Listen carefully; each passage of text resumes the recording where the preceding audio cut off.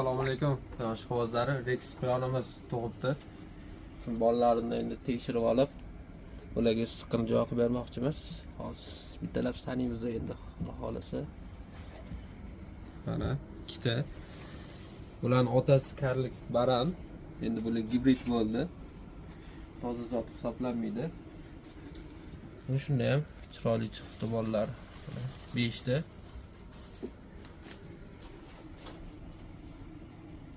Mana 6-inchisi xuddi oyisiga o'xshagan rang chiqadi, xudo xolasa. Mana 7-inchisi.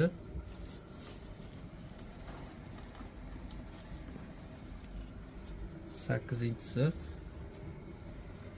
Yon bolalar shunaqa tug'iladi. Go'sht bo'lib, terilari sekin-sekin chiqish boshlaydi. 9, 10, 11, 11 ta ekan. Bolalari mashalloh ko'z tegmasa.